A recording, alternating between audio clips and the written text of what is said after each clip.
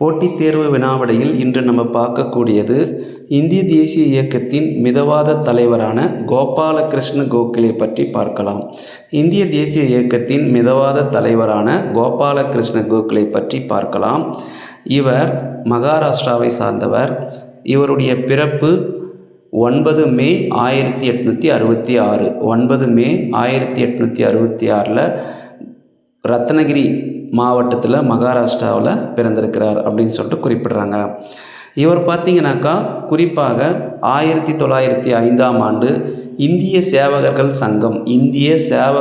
சங்கம் servants of Indian society என்ற அமைப்பை பூனேவில் தொடங்கினார் அப்படின்னு சொல்கிறாங்க. குறிப்பாக இதன் மூலம் இந்தியர்களை பொது வேலைப்பாடுகளில் ஈடுபடுத்துவதற்கான ஒரு புத்துயிர் அளித்தார் அப்படின்றாங்க. அது மட்டும் இல்லாமல் கல்வி வளர்ச்சிக்கும் நிர்வாக வளர்ச்சிக்கும் சீர்திருத்தங்களை மேற்கொண்டார் அப்படின்றாங்க. இவர் ஒரு ஆசிரியராகவும் பின்னர் சீர்திருத்தவாதியாகவும் அரசியல்வாதியாகவும் செயல்பட்டார் அப்படின்னு சொல்லிட்டு குறிப்பிட்றாங்க. மேலும் 1905ஆம் ஆண்டு பனாரஸில் நடைபெற்ற இந்திய தேசிய காங்கிரஸின் 21வது மாநாட்டிற்கு இவர் தலைமை ஏற்றிருக்கிறார் அப்படின்னு சொல்லிட்டு குறிப்பிட்றாங்க. அந்த மாநாடானது பார்த்திங்கனாக்கா எதை முன்வைத்தது அப்படின்னு பார்க்கும்போது 1905ஆம் ஆண்டு மேற்கொள்ளப்பட்ட வங்கப் பிரிவினையை இது ரொம்ப எதிர்த்தது அப்படின்னு சொல்லிட்டு குறிப்பிட்றாங்க.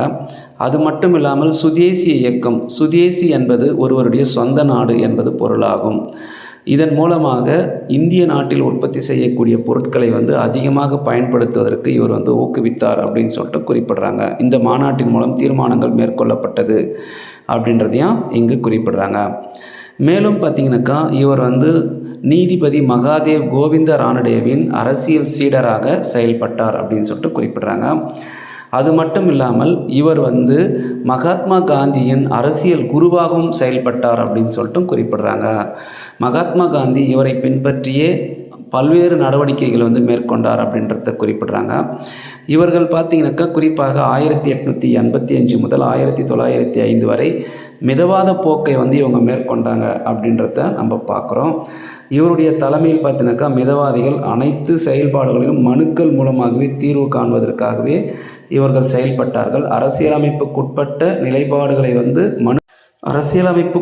நிலைப்பாடுகளை மனுக்கள் மூலமாகவே தீர்வு காண வேண்டும் என்று பிரிட்டிஷாருக்கு மனுக்கள் மூலமாக தங்களுடைய கோரிக்கைகள் வைத்தாங்க. அனைத்து கோரிக்கைகளுமே குறிப்பாக பார்க்கும்போது ஐசிஎஸ் தேர்வு இங்கிலாந்தில் நடப்பது போல இந்தியாவில் நடக்க வேண்டும், நிர்வாக செலவை குறைக்க வேண்டும், அது மட்டுமல்லாமல் நிர்வாகத்துறையிலிருந்து நீதித்துறையை பிரிக்கணும் அப்படின்னு சொல்லிட்டு இவங்க கோரிக்கைகள் வைத்தாங்க. இவர் பார்த்திங்கனாக்கா மிதவாத இயக்கத்திற்கு சிறந்த தலைவராக செயல்பட்டுள்ளார் அப்படின்னு சொல்லிட்டு குறிப்பிட்றாங்க. இவருடைய இறப்பு அப்படின்னு பார்க்கும்போது இவர் 19 பிப்ரவரி 1915ஆம் ஆண்டு பூனேவில் மகாராஷ்டிராவில் இறந்திருக்கிறார் அப்படின்ற ஒரு தகவலை நம்ம இங்கு பார்க்குறோம். சரிங்களா? இந்த தகவல் உங்களுக்கு பிடிச்சிருந்தாலும் அது மட்டும் இல்லாமல் இந்திய சேவகர்கள் சங்கம் யாரால் தொடங்கப்பட்டது அப்படின்ற தகவலையும் பார்த்தினாக்கா நம்ம இங்கே கொடுத்துருக்குறோம். அது எப்போ தொடங்கியிருக்காங்க அப்படின்றத நம்ம கொடுத்துருக்கோம். இந்த தகவல் உங்களுக்கு பயனுள்ளதாக இருக்கும் நான் நம்புகிறேன்.